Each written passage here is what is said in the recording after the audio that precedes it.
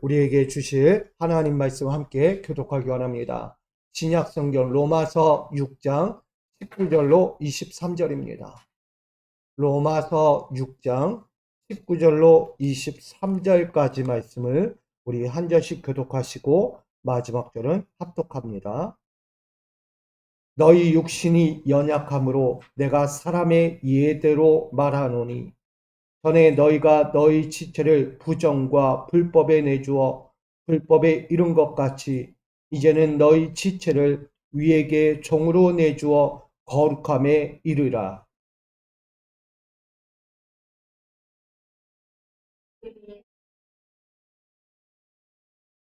너희가 그때에 무슨 열매를 얻었느냐? 이제는 너희가 그 일을 부끄러워하나니 이는 그 마지막이 사망임이라.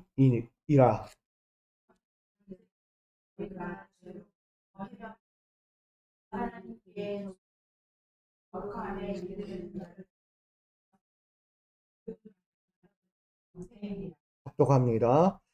죄의 삭은 사망이요 하나님의 은사는 그리스도 예수 우리 주 안에 있는 영생이니라. 아멘. 할렐루야. 네, 주님의 은혜로 더욱더 영생의 삶을 살아가는 우리 모두가 되기를 축복합니다. 오늘 로마서 6장 19절로 23절까지 말씀 가지고 하나님의 종이 맺는 영생의 열매라는 제목으로 함께 나누고자 합니다. 여러분들은 다 하나님의 종 맞죠? 할렐루야. 여러분들은 하나님의 종입니다. 세상의 종이 아니다는 얘기예요. 하나님의 종은요, 세상과 구별되어 있다. 뭘 해도 세상 앞에 들어갔어도 거기서 딱 보여지는 거예요. 누가? 하나님의 종으로 보여진다. 그러니까 여러분들은 죽으나 사나 누구다? 하나님의 종이다. 여러분들이 때로는 죄를 지어도요, 때로는 세상 가운데 흔들려도요, 하나님의 종이다는 것은 변함이 없다는 얘기입니다. 그러니 여러분들 어디에 있든지 그래도 나는 하나님의 종이구나. 그래도 나를 불러서 하나님의 종으로서 쓰려고 끝까지 나를 버리지 않고 찾으시는구나. 그거 잊지 않기를 간절히 소망합니다. 여러분, 인생과 영생이 있겠죠. 인생, 우리가 살아가는 인생도 있지만 영적으로는 영생도 있잖아요.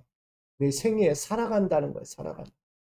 인생의 삶도 있고 영생의 삶도 있는데 이 부분에 동일한 부분이 하나가 있어요. 인생과 영생의 동일한 부분은 바로 경계선이 있다. 경계선. 경계선이 있다는 것은요, 넘어서야 할 것과 넘어서지 말아야 할 것을 구분하는 단위예요. 결국은 인생에도 내가 경계선이 있는 거예요. 인생의 경계선. 영생에도 경계선이 있는 거예요. 예측 못할 상황 앞에서 우리는 깊은 생각과 현명한 판단으로요, 자신에게 해가 되지 않는 최고이자 최선의 결과를 얻을 것인가에 대한 분명한 물음이 있는 곳이 이 경계선이라는 거예요. 여러분, 경계선 앞에서 우리는 늘 생각할 거예요. 인생의 경계선, 신앙의 경계선 앞에서 항상 우리는 물음을 던져요. 물음. 넘어설까? 넘어서지 말까? 해야 할까? 하지 말아야 할까? 잡아야 할까? 잡지 말아야 할까? 수만 번 우리는 선택의 기로에서 묻는다는 거예요. 결국 그 모든 것에는 생각이 필요하겠죠. 현명한 판단이 필요한 거예요. 그 생각과 현명한 판단이 준비가 되지 않으면 내가 선택한 결과에 따라서 결과는 돌아오겠죠.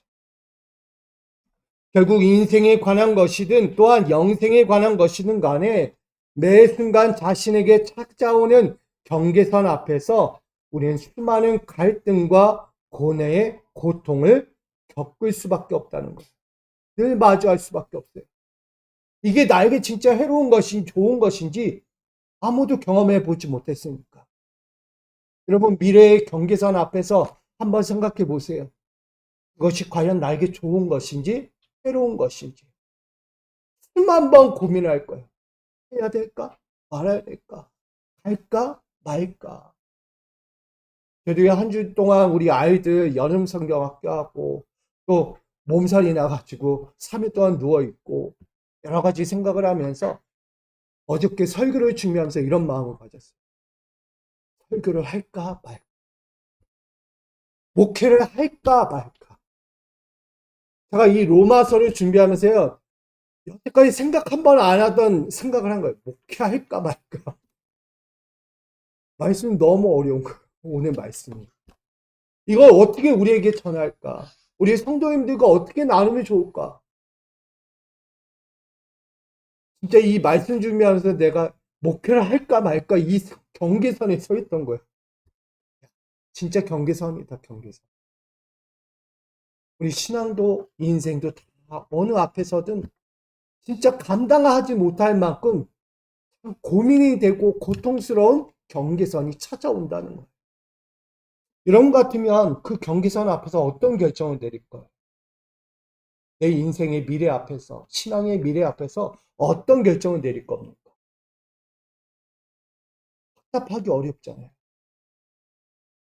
근데요, 우리는 그 매 순간 맞이할 수밖에 없는 내 인생이든 영생이든 그 경계선 앞에서 무엇을 해야 합니까? 선택을 해야 한다. 선택은 어쩔 수 없어요. 하셔야 하는 거예요. 목회자들이 이 강단에서 여러분들에게 수만 번 말씀대로 사십시오. 이 말씀의 기준에 서십시오. 하나님의 은혜 가운데 거하십시오라고 이야기해도요. 결정은 누가 하신 거예요? 여러분들이 결정. 아무리 옆에서 권유하고 권면하고 강조하더라도요. 그거 해야 할 사람은 당사자라는 겁니다. 이 경계선 앞에 서 있는 모든 사람들에게요. 이야기하는 거예요. 수없이 물어라. 끊임없이 물어라. 라는 거예요. 물어라. 자기 자신을 향해서 물어야 되는 거예요. 너 할 거야? 말 거야? 할 수 있니? 없니? 감당할 수 있어? 없어? 계속해서 묻는 거예요. 이 물음이 없이 신앙생활을 하고 인생을 간다면 큰일 납니다. 큰일 나. 아무것도 없이 그냥 간다는 거예요. 성경에서 이야기해 로마 사람은 무능하다. 무지하다라고까지. 생각이 없는 사람은 무지한 거예요. 그러나 사도 바울은요. 생각하라는 거예요. 수만 번, 수천 번이 될지라도 생각하고 또 생각하면서 물어라. 그 결과를 너에게 보여주게. 여러분, 앞으로 나아갈 수도 없고 갈 수도 없고 멈출 수도 없고 수만 가지 그 상황 앞에서 우린 자신에게 주어진 물음을 반드시 풀지 않고는 앞으로 나아갈 수도 없고 때론 멈출 수도 없다는 것입니다. 결국 저는 이렇게 정의를 내립니다. 기독교인들에게 자신들에게 놓여진 경계선은 선택을 피해갈 수 없는 물음이다라는 정의를 내리게 됩니다. 지금 내 자신에게 놓여진 경계선은요, 할 수밖에 없는 거예요. 선택을 피해갈 수 없는 물음. 이렇게 정의를 내린 거죠. 어떤 경계선 앞에서도 여러분들은 물어야 된다는 거예요. 선택의 물음. 그래서 인생에 관한 것이든 영생에 관한 것이든 자신에게 주어진 경계선 앞에서 반드시 그 물음에 지혜롭고 현명한 판단을 해야 한다는 거예요. 누군가의 동조에 의해서, 동의에 의해서 누군가에 이끌려서 하는 판단이 아니라는 거예요. 스스로 하셔야 돼요. 옳은 선택 속에서 나아갈 때 결국 평강을 얻은 자유자로 살아갈 수 있다라고 말합니다. 왜? 내가 결정하고 내가 간 길이니까 자유하죠. 근데 누군가에게 이끌려서 가면 자유합니까? 절대 자유할 수 없어요. 인생은 내 건데 누군가에 이끌려서 간다고 생각해 보세요. 우리 특별히 자녀들이 부모에 이끌려서 간다는 거예요. 인생을. 자녀들도요, 자기 주관이 있고 자기의 객관적인 시선이 있다는 거예요. 근데 늘 옆에서 누가요? 부모가 자꾸 좌지우지하는 거예요. 자녀들을. 나는 이 길은, 내가 볼 때는 이 길인데 자꾸 부모님은 이 길이라고 이야기해요. 뭐 살아온 연륜과 기준에서 볼 때는 그렇지요. 근데 시대가 바뀌었다는 거예요. 아이들이 보는 시대와 저희가 보는 시대는 전혀 달라요. 지금 MZ 세대를 우리가 볼 수 있다라고 이야기한다면 착각이에요. 여러분들 어른들은요, 일부만 보는 거예요. 일부만. 절대 아이들 세대를 이해하지 못합니다. 저도 우리 아이들 여기 둘이 있지만 제가 다 이해 못해요. 가끔 말하면 아니야 그래요. 아니야. 그러니까 제가 보는 것과 아이들이 보는 것과 다르다는 얘기입니다. 그래서 그 자녀들에게 내 생각을 주입시키고 내 객관적인 것을 그 아이들에게 바라지 말라는 거예요. 우리요, 이해해주고 하도록 서포트만 해주라는 거예요. 그게 우리가 할 일입니다. 자녀들이 자꾸 부모의 간섭 가운데 있으면요, 공부를 하건 그들의 미래를 세우며 계획을 세워도요, 힘들어요. 왜? 자기 게 아니니까. 내가 원해서 가는 길이 아니라 부모에 이끌려서 가는 길이니까 어려운 거예요. 힘든 거예요. 내가 해도 안 되고 이렇게 가도 왠지 다른 길을 가고 있는 느낌이에요. 늘 불편해, 아이들은. 죄송하지만 아이들이 고3에 가서 왜 자살을 합니까? 부모예요, 이유가. 자신이 공부를 못해서가 아니라 부모의 기대치에 맞추지 못하니까 아이들이 죽는 거예요. 이게 위험성이 있다는 거예요. 자녀들은요, 부모에 이끌려가는 존재가 아니에요. 자기들도 생각하고 가는 존재라는 거예요. 여러분, 자녀들이 좀 자유하게 해줘. 자녀들. 너가 하고 싶으면 해. 실패하더라도 하라고 하세요. 왜냐하면 그 순간을 통해서 아이들은 배우는 거예요. 자녀들은 그 모든 순간을 통해서요, 자기의 길을 보는 거예요. 실패하는 거예요. 두려워하지 말라고 하세요. 이때 실패가 없으면요, 나중에 성장해서 실패해요. 과감하게 쓰러집니다. 죄송하지만. 아무것도 못해요. 지금은 어릴 때의 실패를 경험해야 장성에서 실패해도요, 넘어지지 않아요. 다시 일어서고요, 다시 자기 갈 길 찾아가요. 부모 의존하지 않고.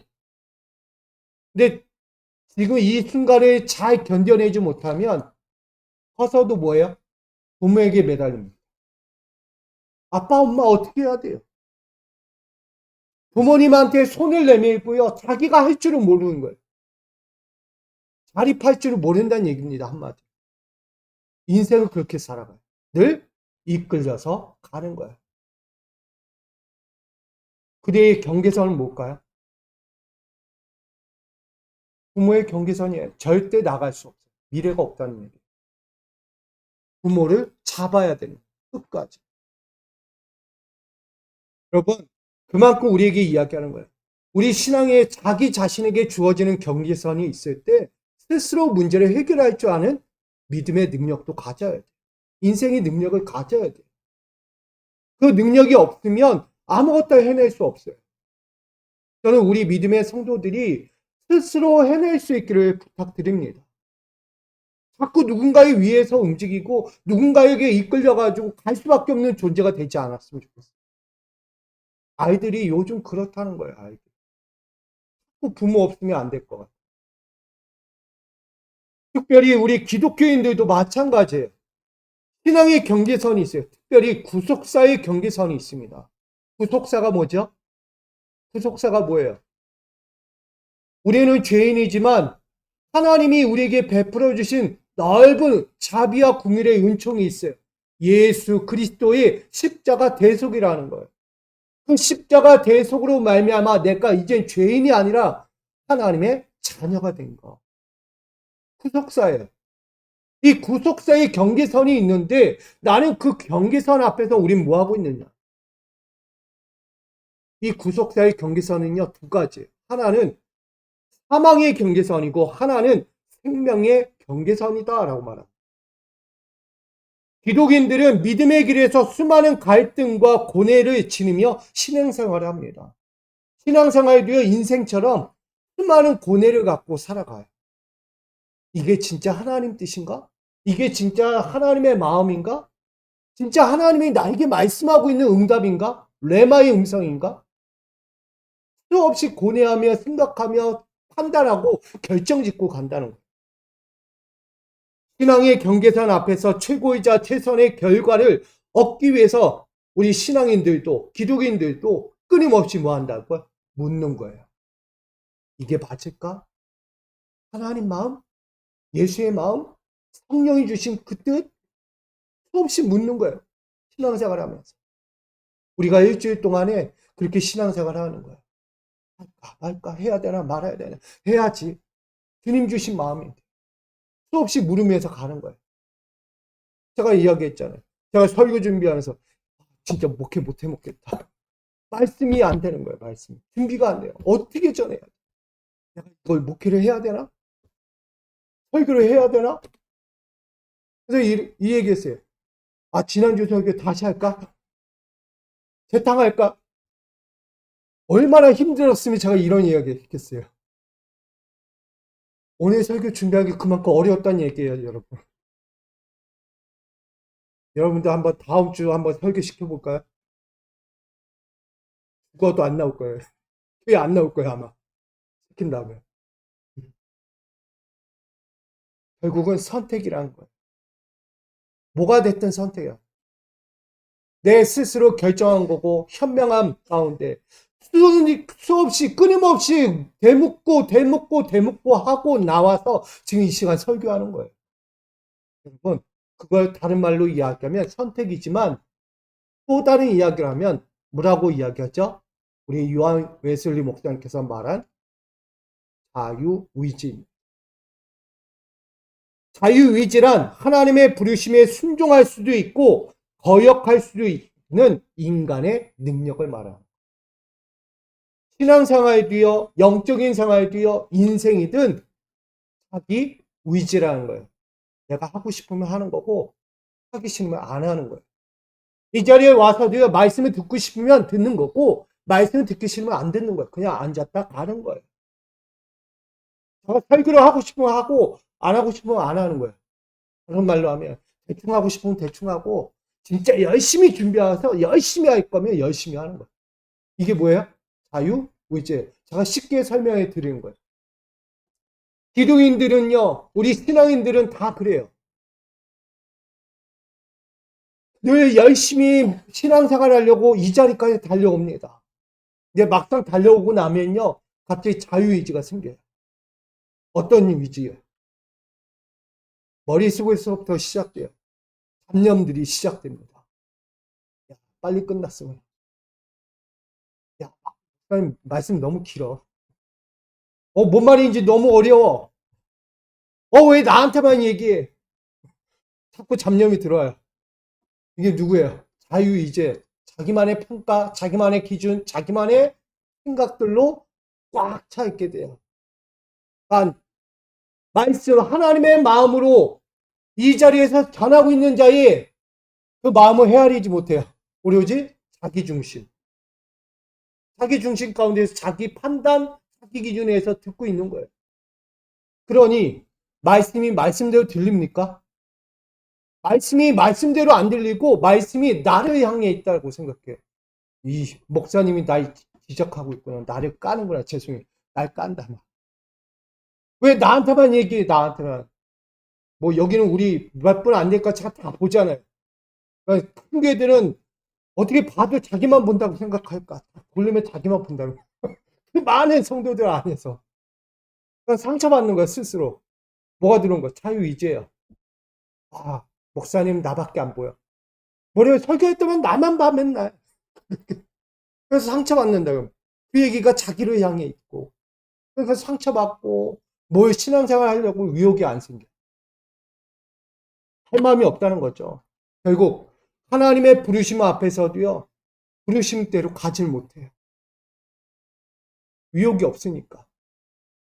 여러분, 신앙인들도요, 수만 가지 갈등 속에 신앙생활을 하고 있는 거예요. 아무리 좋은 말씀으로 권면하고 가르치고 함께 하려고 해도요.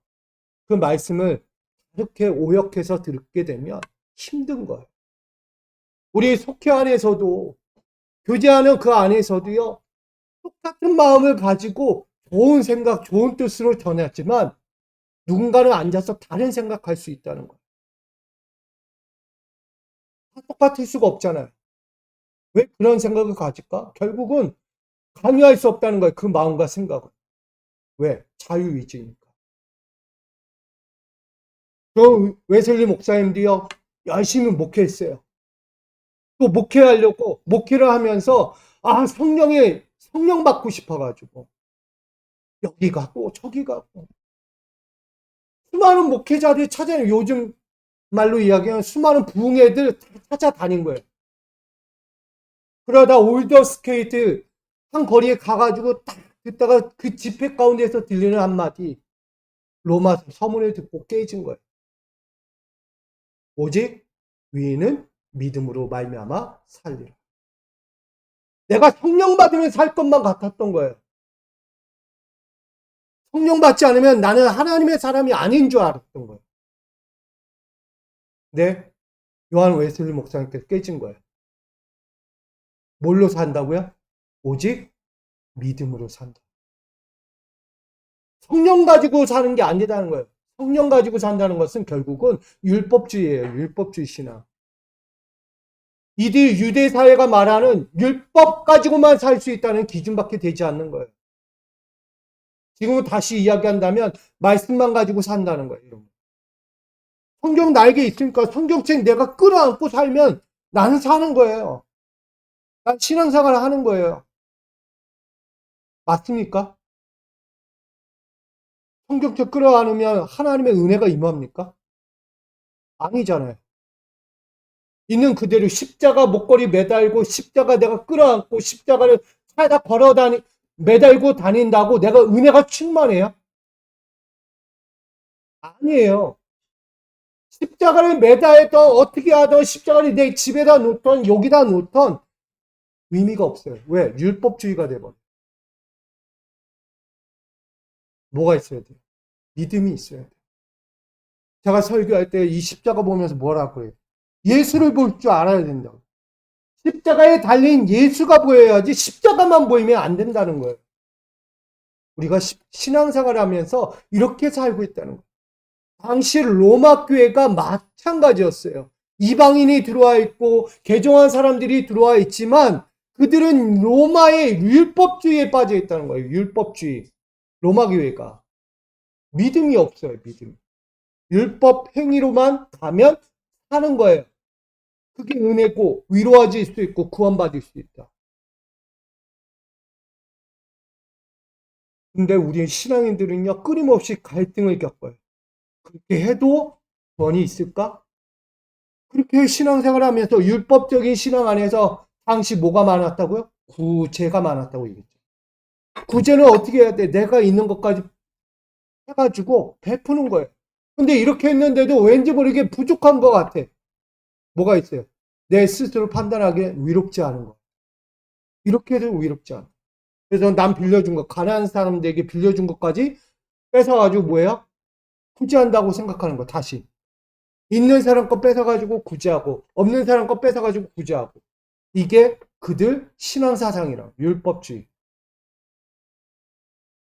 얼마나 그들 안에서 신앙적인 갈등과 고뇌가 있는지를 알겠지만, 그들의 경계선은 뭐냐? 넘지 못하는 선이다. 뭐야? 믿음으로 넘어가지 못하는 선이다. 율법의 행위는 있지만 믿음으로 넘어가지 못하는 경계선에 있다는 거예요. 그들은. 그러니 그들은 행위로만 위로해질 수 있다. 근데 바울이 전하죠. 어찌 행위로 위롭다 말할 수 있겠는가? 오직 믿음이 아니고선 될 수 없다. 오늘 우리도 신앙생활을 하면서 자꾸 엉뚱한 경계선에 서 있을 때가 있다는 거예요. 신앙생활을 하면서. 그 선은요. 절대 생명의 경계선이 될 수 없어요. 달리 이야기하면 영생의 경계선이 될 수 없다는 거예요. 반대로 우린 사망의 경계선이 될 수밖에 없다는 것을 전하고 있는 것입니다. 옳고 그름에 관하여 선택과 자유의지로 우린 믿음의 물음을 끊임없이 던져야 합니다. 그냥 가면 안 돼. 끊임없이 던져야 돼. 물음. 어떻게 하는 것이 맞는가, 신앙생활. 오늘 이 선택의 자유의지를 좀 더 우리가 깊이 바라보게 되면 우리 아담과 하와를 볼 수 있게 돼요. 아담과 하와는요, 어느 경계선에 있었을 것 같아요? 사망과 생명의 경계선 가운데 어디 있었을 것 같습니다. 저는 사망의 경계선에 서 있었다라고 봅니다. 아담과 하와의 선택, 자유의지죠. 그들 스스로 선택한 거예요. 의지. 아, 이게 좋은 것 같아. 깊은 생각과 판단 가운데 결정한 게 뭐예요? 선악과를 탐하는 죄. 그들의 결정이었어요. 자기들만의 최고이자 최선이었어요. 선악과를 탐하는 죄. 근데 하나님은 어떤 거죠? 선악과를 먹지 않는 것. 건드리지 않는 것. 하나님의 최선의 결과는 선악과를 건드리지 않고 그들이 영생의 경계선에 늘 서 있기를 원했던 거예요. 선악과만 있지 않았죠? 모두 있었다고요? 생명, 나무도 있었다고요. 경계선이에요, 경계선. 무엇을 선택할 것인가? 그 경계선에서 그 아담과 하와는요, 흔들렸어요. 뭐가 좋아서? 탐하는 게 더 좋아서. 결국 그 탐하는 것이 사망이 된 거예요. 죄의 결과는 사망이라고 이야기한 것처럼 결국 아담과 하와는 사망의 경계선에서 끝을 맺게 된 것입니다. 그러니 피할 수 없는 길에 서 있는 그들은 결국 어둠의 길로 살아갈 수밖에 없었던 것이죠. 모래도 힘들어요. 모래도 어려워요. 모래도 땀을 흘려야 되고 무엇을 하더라도 눈물을 흘릴 수밖에 없었어요. 그게 아담과 하와의 인생이 된 것입니다. 자신들의 깊은 생각과 뜻이 결국 사망에 이르게 된 결과를 보면서 우린 이 말씀을 보게 됩니다. 창세기 2장 17절 함께 있습니다. 시작. 선악을 알게 하는 나무의 열매는 먹지 말라. 내가 먹는 날에는 반드시 죽으리라 하시니라. 아멘. 분명히 하나님이 말씀하셨어요. 뭐라고요? 저 선악과를 먹으면 너희는 정녕 뭐한다? 죽으리라. 들었어요. 알고 있어요.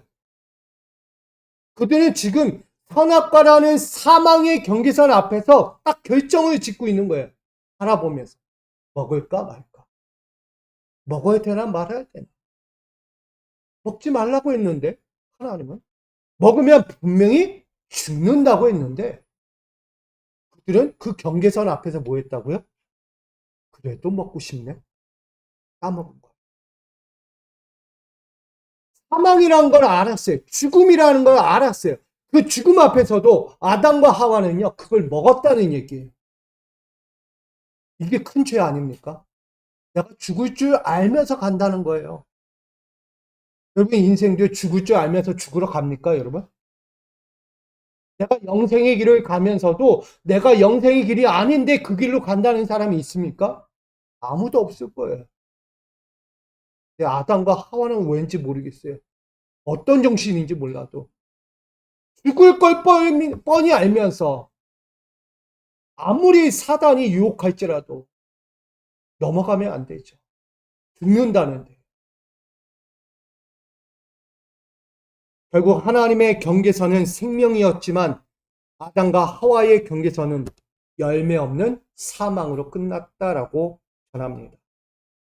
하나님의 경고와 권면과 간청하는 소리를 듣지 아니하고 결국 사망을 맞이한 결과가 되었습니다.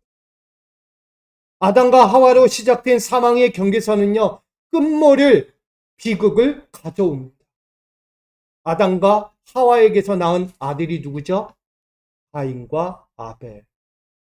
끝모를 비극이에요. 가인이 아벨을 돌로 쳐 죽이는 사건. 그걸로도 끝나지 않아요. 계속해서 그 후손들은 하나님 앞에 죄를 짓습니다. 범죄합니다. 결국 하나님의 끝이 보이죠. 물로 심판하고 도저히 눈뜨고 못 보겠다. 이들을 다 쓸어버리리라. 이 지구상에서. 지면에서 쓸어버리겠다라는 하나님의 마음이 들 정도로 얼마나 죄악이 가득한지를 보여주는 거예요.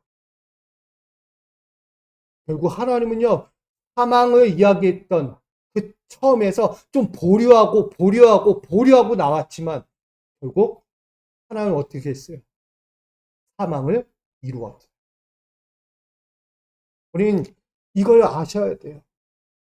언제까지일까? 언제까지? 하나님 되어 사망, 정령 죽으리라 라고 우리에게 말씀하셨다면 경고해요. 근데 우리가 듣지 않고 계속 사망을 쟁취하려고.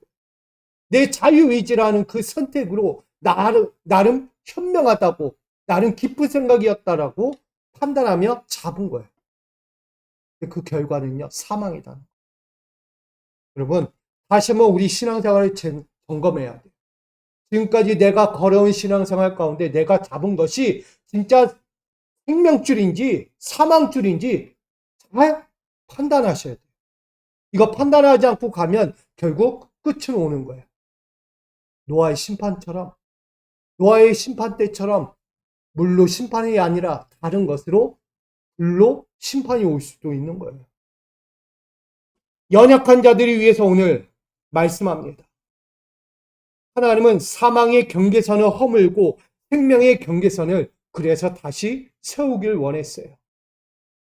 그것이 오늘 이야기하는 두 번째 아담을 이야기합니다. 예수 그리스도. 첫 번째 아담은 죄로 인하여 사망에 거했어요. 그러나 두 번째 아담은 사망이 아니라 영생을 주려 한다는 것입니다. 첫째 아담으로 인해 전적인 타락과 무능한 상태로 하나님의 부르심에 응답할 수 없을 때 그들의 영혼을 깨우치고 일깨워주고 돌이킬 수 있도록 하나님의 선행의 은총이 이루어집니다. 그 선행의 은총은 두 번째 아담 예수 그리스도의 구속 사건으로 시작하여 구원의 길을 열어주십니다. 그것이 그 부르심에 반응할 수 있는 열매 맺는 은총의 경계선을 새롭게 만들어주신 거예요. 저는 이것을 죄사함이며 구원이 되신 예수 그리스도 생명의 경계선이다라고 전합니다. 예수 그리스도의 십자가 대속은요, 새로운 경계선이에요. 지금까지 유대인들이 예수가 없던 시절은 사망의 경계선이에요. 언제든지 죽어도 마땅할 일들. 누구 하나 말할 가치가 없어요. 어떤 한결할 수도 없는. 왜? 당연하니까. 죽어도 마땅할 자들. 그럼 그들에게 새로운 생명선을 만들어 놓으셨어요. 경계선. 그 예수를 통해서 나아가게 합니다. 너희는 사망의 경계선에서 돌이켜. 나를 향하여 오신 예수 그리스도. 그 경계선, 생명의 경계선으로 너희는 나아오라고 말씀하는 거예요. 그러려면 죄사함이 필요하겠죠. 그래서 예수가 십자가에서 달려 죽을 수밖에 없는 거예요. 죽어야만 갈 수 있는 곳. 죽어야만 하나님께 더 가까이 가고 그의 음성을 듣고 그의 나라에 설 수 있으니까. 그래서 예수는 그 중간에서 뭐 하신 거예요? 다리의 역할을 한 거예요. 그 경계선에서 다리의 역할. 십자가의 죽음을 통해 나아가도록 한 것입니다. 그분은 달리 이렇게 이야기하죠. 요한복음 1장 9절. 참빛 곧 세상에 와서 각 사람에게 비추는 빛이 있었나니라고 말합니다. 예수를 뭘로 비춰 이야기합니까? 빛이라고 이야기해요. 타락한 본성이 스스로 생명을 얻을 수 없기 때문에. 타락한 본성은요, 스스로 생명을 얻어갈 수 없다는 얘기예요. 왜? 어둠에 거하기. 모래도 어둠이에요. 타락한 본성은. 그러나 선한 양심을 깨우는 분이 계신 거예요. 그 선한 양심을 깨우는 분은 빛이란 말이에요. 어둠한 곳에 자그마한 불빛이 하나 비쳐요. 그럼 그 빛은요, 환하게 비춰줘요. 못 보던 것을 보게 하고요. 가려져 있던 것을 드러내게 해요. 숨기고 싶어도요, 숨길 수 없는 곳으로 만들어 가세요. 그 예수의 빛이 비추고 비추니 결국 우리는 어둠에 거하지 않게 돼요. 그로 인하여 우리는 광명한 인생을 살아가게 됩니다. 결국 우리의 선한 양심을 깨우고요, 우리의 안에서 선과 악의 경계선이 있을 때 뭐하게 만듭니까? 악은 버리고 선을 잡게 하는 거예요. 할렐루야. 여러분, 예수가 그 역할을 하신 거예요. 우리는 사망의 경계선에 있을 때 새롭게 그 모든 것을 바꾸셔서 생명의 경계선으로 만들어 놓으시고 그 가운데 빛을 비추시고 따라오게 하신 거예요. 부르시는 거예요. 나에게 오라, 나에게. 죄 있는 자들아, 다 나에게 오라. 내가 너희를 구원하리. 이게 예수입니다. 선행 은총으로 우리 죄에서 소멸하시고 생명을 살리시는 그 십자가 대속으로 우리에게 새롭게 구원의 경계선을 만들어 주신 것이죠. 그런 의미에서 오늘 본 로마서 6장을 보게 되면 바울이 전하는 경계선이 나옵니다. 바울이 딱 경계선을 정하고 나오고 있어요. 로마 교회 내에는 누가 있다고요? 유대인도 있어요. 원래 살던 유대인들. 거기에 이방에서 믿어 개종한 사람들이 들어와서 로마 교회를 함께 거하고 있는 이들이 있어요. 거기에 유대인, 헬라인, 이방인들이 섞여서 신앙생활을 하고 있습니다. 근데 그 신앙생활도 뭐 하고 있다고요? 율법주의에 빠져 있다는 거예요. 율법에 빠져서 뭐가 옳은지 그른지도 분별하지 못한 채 오로지 모세가 전해준 율법만 지키면 나는 위로워질 수 있어. 그래서 율법만 지키는 거예요. 행위. 이렇게 지키고 저렇게 지키고 남에게 해가 되든지 말든지 상관없어요. 나만 위로해지면 되는 거예요. 나만 인정받으면 되고 나만 자랑스러워지면 되는 거예요. 그렇게 로마 교회 성도들이 자기 나름대로 신앙생활을 합니다. 때로는 분파를 만들었어요. 유대, 헬라, 이방인, 개종인파 서로 나눠진 거예요. 우리가 알고 있듯이 마태복음에도 누가 나와요? 여러 사람들이 나와. 너는 누구네 파야, 누구네 파. 난 예수파, 난 바울파, 나는 누구파. 뭐 이런 식으로 나가는 거예요. 그게 훗날 나오는 거예요. 여러분, 자기 나름대로 당을 만들어버리고 자기 나름대로 신앙을 분리시켜버리는 이들의 모습이 로마 교회 안에 있었다는 거예요. 그러니 그 안에서 예수의 복음이 전해져야 안 전해져요? 안 전해져요. 희한하게 로마 교회 안에는 예수의 복음이 들어가기가 어려워요. 그러니 바울이 로마 교회에 가서 빨리 복음 전하고 싶은 거예요. 아무리 예수의 복음을 전해도 믿지를 않아요. 그들이. 완강하다는 거예요. 뭐가 강하니까? 모세의 율법이 강해. 어떻게 보면 모세의 율법이 예수의 복음보다 더 강한가? 이런 생각까지 드는 거예요. 야, 저긴 비집고 들어갈 데가 없구나. 어떻게 하면 저기를 들어갈 수 있지? 이런 생각이 들 정도예요. 그러나 이 사도 바울은 그 안에 비집고 들어가는 거예요. 비집고 들어가. 모욕하고 멸시하고 멀리 할지라도 비집고 들어가서 뭐예요? 예수의 복음을 전해요. 그 예수의 복음을 전한 이유가 뭐예요? 내가 예수 만났다는 거예요. 바울의 경계선은 뭐예요? 예수를 죽이려고 하는, 예수 믿는 사람들 억압하고 핍박하는 경계선에 있었단 말이에요. 근데 다메섹 도상에서 그가 완전히 바뀌었어요. 뭘로? 그래, 내가 부활하신 예수를 전하는 지. 내가 왜 이렇게 살았지? 내가 왜 이런 자였지? 결국 깨달은, 부활하신 예수 만나고요. 그 경계선이 바뀐 거예요.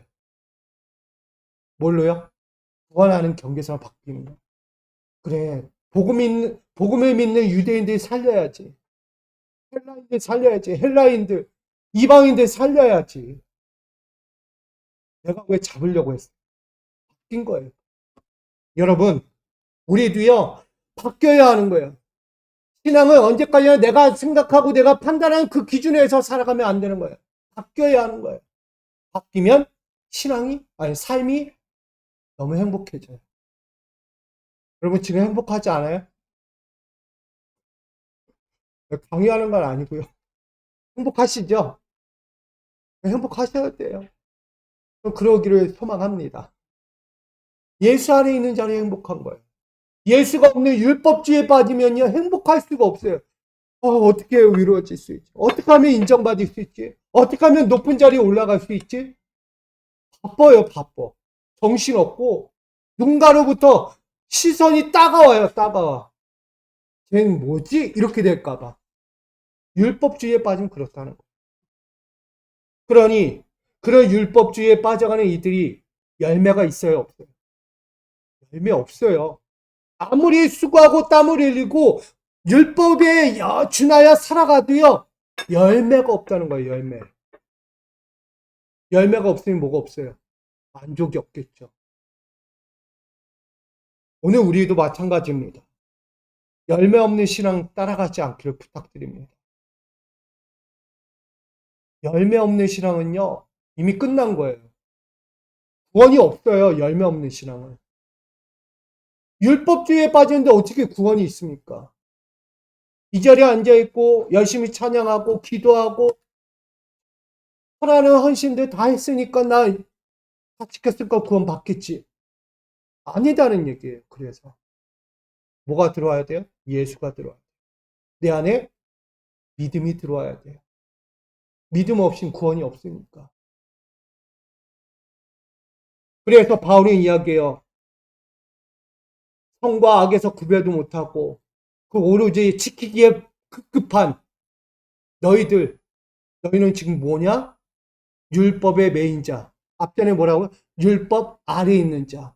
심판 아래에 있는 자. 즉 죄의 종이 되었다라고 이야기해요. 율법을 행하는데 왜 죄의 종이라고 이야기할까요? 율법이 죄인가요? 죄죠. 율법은 죄를 깨닫게 하는 데 있으니까 죄죠. 율법은 죄를 깨닫게 하는 데 있어요. 율법을 지키면서 뭘 보는 거예요? 나의 죄성을 발견하는 거예요. 근데 율법을 지키면서 내 죄를 보고도 뭐하고 묵과하고 있는 거예요. 묵과. 소홀히 하고 있다는 거예요. 내 죄를. 가볍게 여기고 있다. 그러니까 죄가 된 거예요. 죄의 종이 되었다라고 말하는 거예요. 바울이. 율법은 죄를 깨닫게 하는 건데 그 죄를 깨닫는 걸 알면서도 그 앞에 있다는 얘기예요. 바뀌지 않고 실천하지 않고 변화가 일어나지 않는 율법. 결국 그 율법은 죄밖에 되지 않는다. 바울이 전하는 거예요. 율법 자체로는 죄가 아니에요. 온전한 거예요. 순전한 거예요. 거룩한 거예요. 근데 누가 바꿨어요? 사람이 바꾼 거예요. 인간이 그 율법을 지키면서 이 기준을 바꿔버린 거잖아요. 근데 그 기준 안에 보니까 죄가 있네. 근데 죄를 알고도 묵과해요.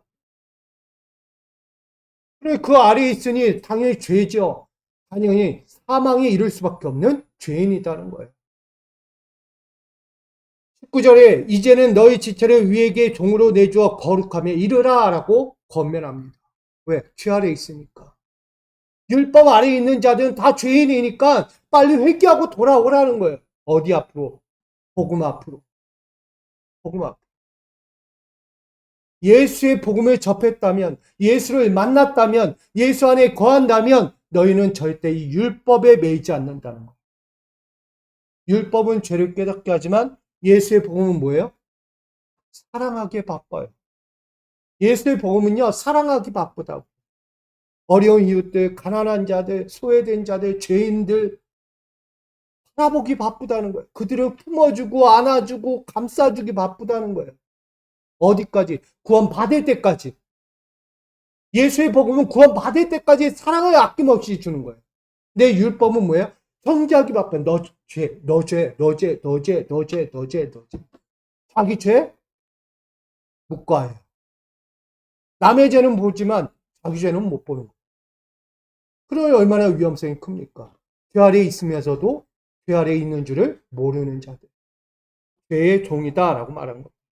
그래서 그들에게 너희는 죄의 종이 되지 말고 의의 종이 되어야 한다라고 권면하는 것입니다. 여러분, 죄의 종이 된다는 것은 육신에 머물기 때문에. 그래서 앞전에 연약한 자들이다 오늘 19절에 이야기하는 거예요. 사람은 다 연약하다. 근데 연약하지 않은 자가 있다. 그가 누구냐? 그리스도 예수 안에 있는 거예요. 죄송해요. 바로 나다, 바울. 자기 자신을 자랑하는 거예요. 어떻게 보면. 나는 예수 안에 있어서 연약하지 않아. 라고 이야기하는 거예요. 원뜻으로 보면 자기도 사람인데, 사람으로 따지면 연약하잖아요. 근데 나는 예수 안에 있으니까 연약하지 않아. 너네랑 나랑 같아? 달라. 어떻게 보면 자기 자랑하고 있는 거예요, 바울도. 그러면서도 전하는 거예요. 복음을 들어라. 예수의 복음을 접해라. 예수의 복음 앞에 하나가 되라고 말하는 것입니다. 오늘 육신의 죄의 종으로 내어주지 말고 오직 위의 종으로 내어주라고 강조하고 있는 것입니다. 자, 그렇다면 그 이유를 첫 번째, 두 번째, 세 번째로 이렇게 짧게 전합니다. 첫 번째, 위에 대하여 자유로운 죄의 종.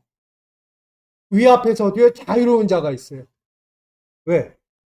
원래 위롭지 않으니까. 이해됩니까? 위에 대하여 자유롭다는 것은 위로운 자리에 있지 않기 때문에 자유로운 거예요. 죄 가운데 거하는 게 더 편하다는 거예요.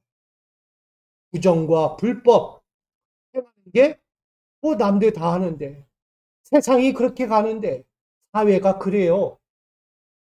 그래서 나도 그 자리에 있는 거예요. 그러면서 뭐 하는 거예요? 정죄하는 거예요. 저들은 불법이야, 부정한 자야. 그러면서도 자기도 거기에 있는 거예요.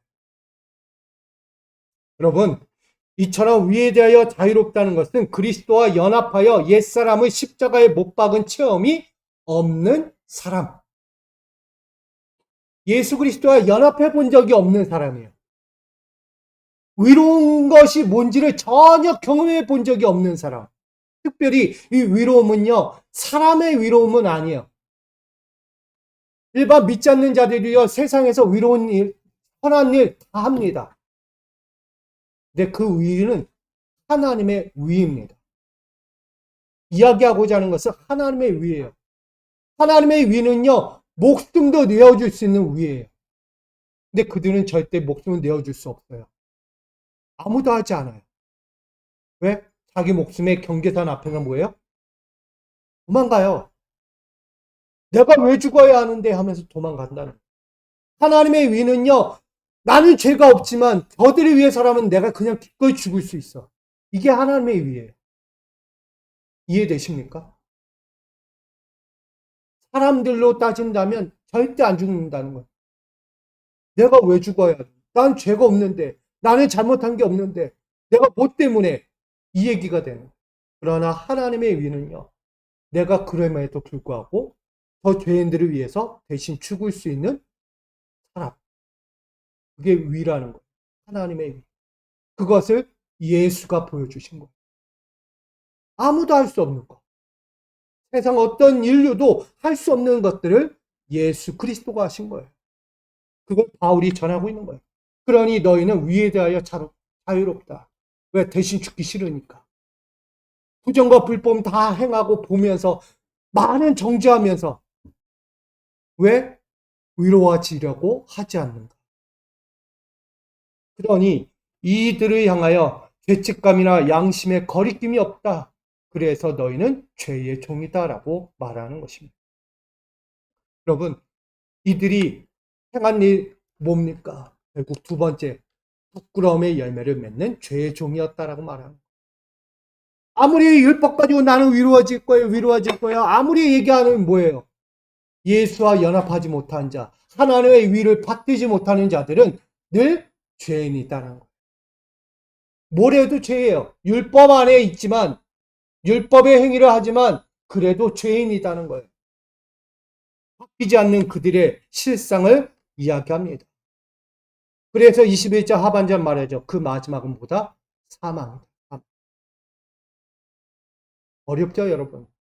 그래서 제가 해야 되나 말아야 되나 설교. 참 어려운 거예요. 결론부터 말씀드리면 부끄러운 사망의 열매를 맺을 수밖에 없는 게 율법주의 사상이라는 거예요. 로마 교회가 왜 율법주의에 빠져 있는가? 예수의 복음을 접해야지. 믿음으로 가야지. 왜 행위에 머무르고 있는가? 사도 바울은 안타까운 거예요. 그렇게 수없이 로마 교회를 향하여 편지를 썼음에도 불구하고 그들은 엉뚱한 길로 가고 있는 거예요. 여러분, 바울은 부정과 불법으로 비틀어지고 불경건한 자들에게 남겨질 것은 오직 하나밖에 없다. 사망. 하나님의 심판밖에 없다는 것을 말하고 있는 거예요. 결국 그들은 오직 수치와 조롱과 멸시밖에 남은 것이 없다라고 말합니다. 오늘 우리로 비춰보면 뭐겠어요? 우리도요, 신앙생활을 율법주의 신앙으로 가지 마세요. 나의 신앙의 경계선은요, 이미 바뀌었어요. 사망의 경계선이 아니라 생명의 경계선으로 바뀌었다고요. 근데 왜 율법의 사망의 경계선에 우리가 서가지고 나는 괜찮아 하고 있냐고요. 아니다는 거예요. 지금 내가 판단하고 결정한 모든 선택은요, 자유의지라고 얘기했어요. 다 옳은 게 아니에요. 하나님 보시기에는 그릇된 것들이 많다는 거예요. 바꿔야 되는 거예요. 저도 바꿔야 되는 거예요. 우리 죄악으로 말미암는 죄책감에 빠지는 결과를 우리가 맞이하지 않기를 부탁드립니다. 우리 영생의 경계선에 서야 돼요. 그 위해서 제가 오늘 전하는 것입니다. 그렇다면 위의 종이 되기 위하여 우리는 어떻게 해야 합니까? 마지막 세 번째예요. 열매를 맺는 거룩한 위의 종이 돼요. 한마디 거룩하란 얘기예요. 거룩하라. 율법은 죄를 깨닫게 하는 건데 그 율법의 죄를 깨닫게 하는 것을 알면서도 그 죄임을 알면서도 거룩해지려고 하지 않는 것. 이게 죄잖아요. 내가 죄인임에도 불구하고 회개하지 않는 것. 바뀌려 하지 않는 것. 거듭나려고 하지 않는 것. 그게 죄라는 거예요. 여러분, 우리가 한 주 동안 살면서 내가 신앙생활을 하면서 죄인 걸 알면은 바뀌어야죠. 죄 가운데서 떠나야죠. 그게 우리가 할 일이에요. 이거 바뀌지 않으면 끊임없이 우리는 죽을 수밖에 없어요. 그래서 말하는 거예요, 바울은. 죄로부터 해방됐다, 너희는 이미 해방됐다라고 이야기해요. 예수 그리스도의 죽으심과 함께 옛사람이 죽었다는 사실을 앞전에 성경은 전하고 있어요. 너희는 이미 자유하다. 그러니 성도는 하나님께서 요구하시는 믿음의 위 그리스도와 연합해야 한다라고 말합니다. 그리고 예수 그리스도로 말미암는 거룩함과 선함과 그 뜻과 방식을 온전히 따라가야 한다라고 전하고 있습니다. 율법에 매이지 말라는 거예요. 그래서 서두에 이야기했던 우리가 매이면 아무것도 못해요. 행복할 수가 없어요. 그러나 그리스도 안에 있으면 여러분들이 뭐 십자가에 매이라고 합니까? 말씀에 매이라고 합니까? 아니잖아요. 그죠? 그리스도를 내 안에 모시라고만 하잖아요. 그것만 하면 우린 죄로부터 해방된 거룩한 삶, 거듭난 삶을 살아갈 수 있다는 것입니다. 우린 죄 앞에서 얻을 열매는 사망이지만 예수 그리스도의 거룩함 앞에서 얻을 열매는 영생이라는 사실을 이렇게 깨닫게 하고 있다는 것입니다. 저는 우리 모두가 예수 안에서 영생을 얻는 열매를 얻기를 소망합니다. 죄의 종노릇 하지 마십시오. 오직 위의 종노릇 하시는 저와 여러분 되기를 소망합니다. 오늘 로마서 6장 결론이에요. 하나님의 종이 맺는 영생의 열매는 위에 대하여 자유로운 이 종이 되지 마시고요. 부끄러움의 열매를 맺는 종이 되지 마시고요. 오로지 열매를 맺는 거룩한 위의 종이 될 수 있기를 부탁드립니다. 바울의 신앙은 거룩한 경계선에 세우기를 원했습니다. 그 어떤 자리, 인생이 되었든 영생의 자리든 우리 신앙의 자리에는 거룩한 경계선이 되어야 돼요. 그 거룩한 경계선을 통하여 종노릇 하지 말고 옛 신앙 가운데 빠지지 말고 핵심하고 변화된 거듭난 그 삶의 자리에 서야 한다라고 가르쳐주고 있습니다. 그리하여 우리는 죄의 몸으로 죽을 영혼이 아니라 영생의 몸으로 영원토록 살아갈 은혜의 몸이 되어야 한다라고 말하는 것입니다. 그러려면 우리는 예수 그리스도와 연합해야 합니다. 예수의 은혜 가운데 떠나지 마셔야 합니다. 조금은 부담스럽고 힘들고 지칠지라도 그분 안에 거하시기를 부탁드립니다. 그리고 그 안에서 끊임없이 뭐 하시라고요? 자유의지, 물음이 있어야 돼요. 선택의 물음이 있어야 돼요. 이게 맞습니까? 이게 진짜 맞습니까? 묻고 또 묻고 가셔야 하는 거예요. 그리하여 우리 새 사람 된 성도에게 주실 영생의 선물을 날마다 열매로서 맺어갈 수 있어야 하는 것입니다. 영생의 길을 가는 사람에게는요, 늘 열매가 있어요. 우리가 이야기하는 수만 가지의 열매들이 있어요. 행복한 열매. 그러나 예수가 없는 열매는 늘 지치고 고되고 힘들 수밖에 없어요. 어떤 경계선까지 갈지 몰라요. 사망의 경계선까지 갈지 몰라요. 예수가 없으면. 그러나 예수가 있는 경계선은 생명이에요. 생명. 우린 그 길을 가는 거예요. 여러분, 끊임없이 우리 사랑하는 성도들은 하나님의 종이 맺는 영생의 열매들을 위해서 위에 대하여 자유로운 자, 수치와 조롱과 멸시의 부끄러운 열매를 맺지 않도록 힘써야 합니다. 도리어 예수 그리스도와 연합하면서 위와 거룩함에 내어주고 오로지 우리에게 주실 영생의 열매를 내 삶에서 매일매일 맺어갈 수 있어야 하는 것입니다. 저는 오늘 이렇게 함께한 우리 모든 성도님들이 앞으로 살아갈 모든 날들 동안에 영생의 열매만 맺고 또 그 열매를 끊임없이 맺어갈 수 있도록 매일매일이 행복해질 수 있기를 주님의 이름으로 간절히 축원드립니다. 우리 이렇게 인사했으면 좋겠습니다. 영생의 열매를 맺는 하나님의 종이 됩시다.